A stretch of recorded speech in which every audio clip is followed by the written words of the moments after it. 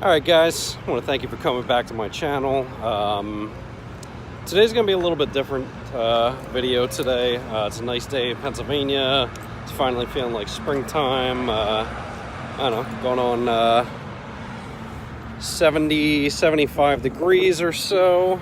And, you know, I wanted to get out for a walk and talk about a few things. Number one, an update on the GT500. You guys are going to see that I've been doing some racing with the GT500 lately. I'm not going to say that all the runs have been successful. Still dialing the car in. You know, win some, we lose some. Battling with some belt slip now. We put a 2.5 pulley on it last week, and had Brandon Diaretta from Lund retuned the car. We did a 93 tune and immediately jumped on some 100 octane. We went out to play that same night with some 100 octane, did some logs, and I still got some shit to work out with the car. Car's running strong. I don't know, maybe driver error, but I'm not pulling away from the cars I think I should be pulling away from a little bit easier. And we did do some logs and find out that I'm losing up to 2.5 pounds of boost initially on the hit. So I did order a Gates Racing belt. I'm going to throw that on. Got that from Van at Revin Racing. I'm going to throw that on this week, do some logging, and see if it's any better. We're going to get back to the original reason I'm making this video today. We're going to discuss, is the GT500 community any better than the SN95 community? I've been biting my tongue on this one for a little bit and just kind of feeling people out. Going on the forums and going on Facebook pages, GT500 forums. I don't know about some of these guys, man. I really thought that with a higher caliber car and, you know, people maybe actually racing, that it was going to be a different group of people. What I'm finding is there is a lot of not knowing motherfuckers in this community. I try and bite my tongue on a lot of things, but I find that I can't always bite my tongue. So sometimes I get into it with these guys, and, you know, same thing happened on the SN95 pages. I try not to ask any tech questions because, you know, I'm not going to say I'm the smartest guy in the world, but I know a thing or two about a thing or two. And when I ask some tech questions, it's usually because I kind of already know the answer, but I just want to get a little bit of opinion from other people, see if maybe somebody knows more than me. Again, I am not the smartest guy in the world. I am not the leading source of any kind of information, but, you know, I've been around the block a few times. I've built quite a few cars. I know some stuff, and then there's other stuff that's logic, and I just kind of want to check my logic to make sure that I'm not just completely losing my shit sometimes. And this is where we get into the topic today. Just some of the shit that these guys, man, you can tell that these guys don't work on their own cars. These guys can't change their plugs, they can't change their oil, they can't do their mods. Some of the shit that they ask is just retarded. And you're going to find that and I'm not going to name any names, I'm going to try to make this as little of a rant as possible, but you can't, like, say that you know anything until they tag this one person and say, talk to so-and-so, he is the GT500 consultant, and, you know, he knows all and all, and you can't argue with him because he's done it all.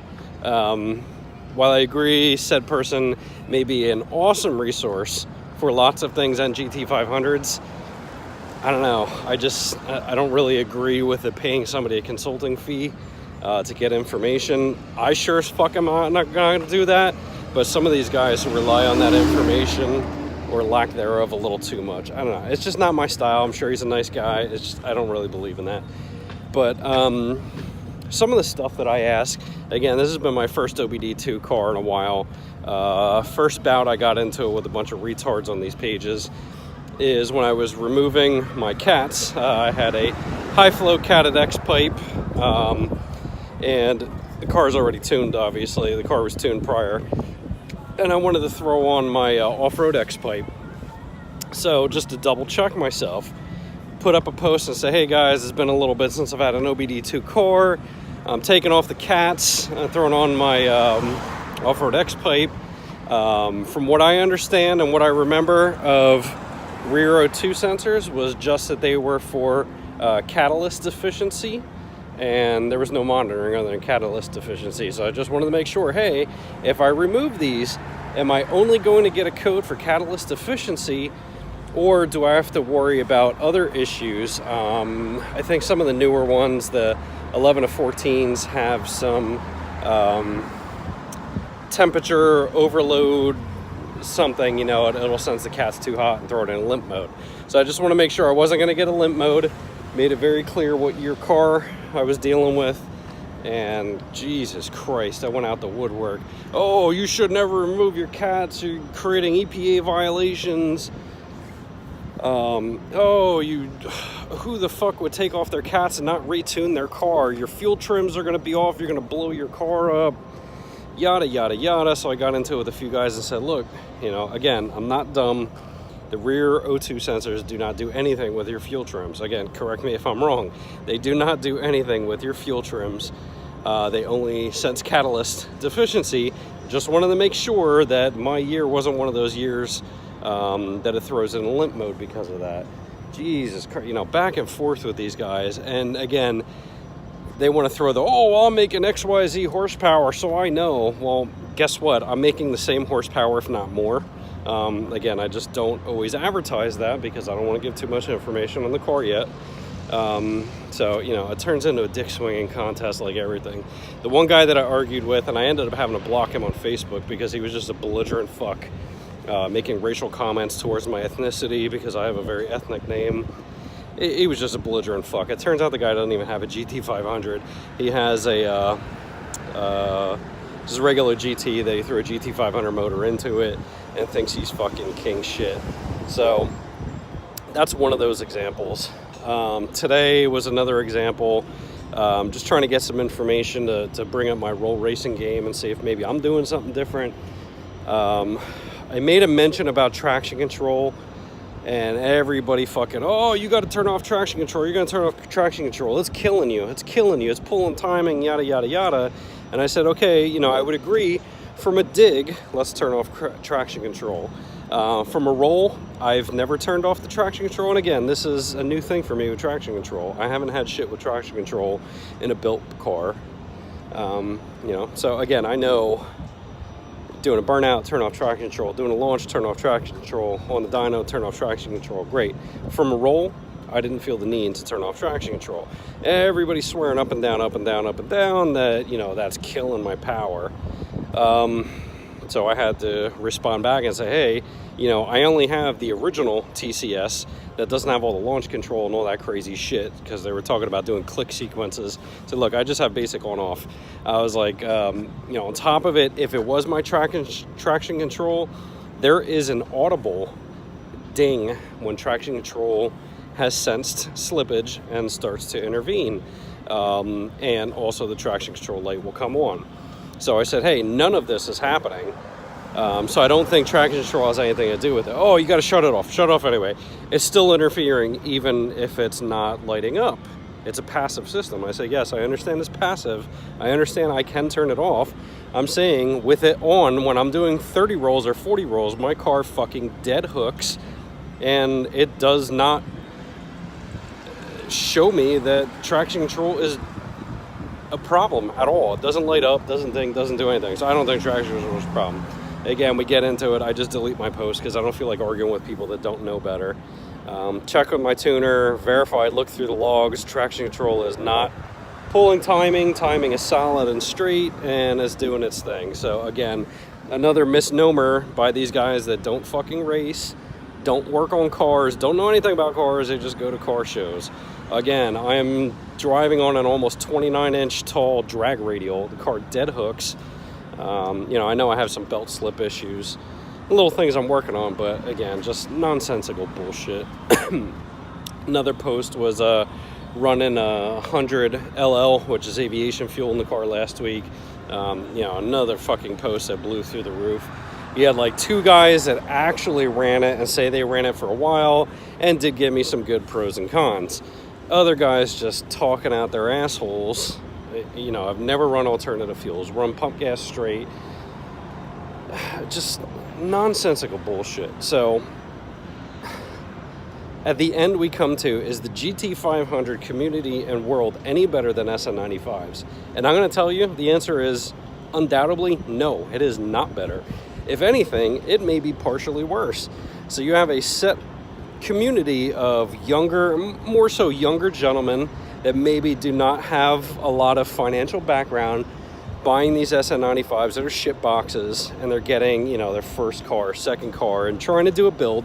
So some of that is understandable. I bite my tongue with some of this stuff, but I try and correct information whenever I can and be a good source of information. I try not to open up my mouth unless I know what I'm talking about from doing it. I don't talk about as much from reading it. I talk about actually doing it, and not everybody does that. So the SN95 community, that's a little bit different information. The GT500 community, you would think that you were getting a little bit better, but that's not the case. Some of them tend to be a little bit older gentlemen. They go to car shows, don't do shit with their car. There's some guys that race, but you can tell they pay somebody to build their car, they pay somebody to maintain their car, or they pay somebody to do everything in their car, and they don't know dick about their car. They can't get their belt changed by themselves. They can't change plugs. They can't data log. They can't do anything. But more so, they're cocky about it.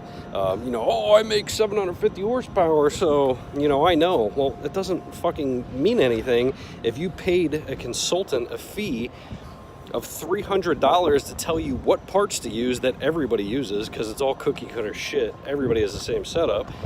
And then tells you where to buy it from, who to install it, and then he'll tune it for you. So, you know, I can't really take that shit into too much consideration.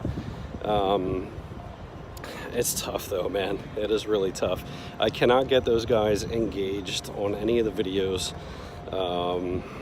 Not like the SN95 guys. The SN95 guys are always asking for content. So again, I still try and make content when I can for that. GT500 guys, there is nothing in the GT500 community on videos other than doing a fucking burnout or doing a dyno pull. There's a little bit of racing, but guys aren't really talking about how to fix stuff. They're not really talking about the technology, new parts, things like this. So I try and do unboxings. I try to do installs like I did with the SN95 stuff to show people, hey, you can work on your car. These are not these crazy newfangled technology that you can't do shit to.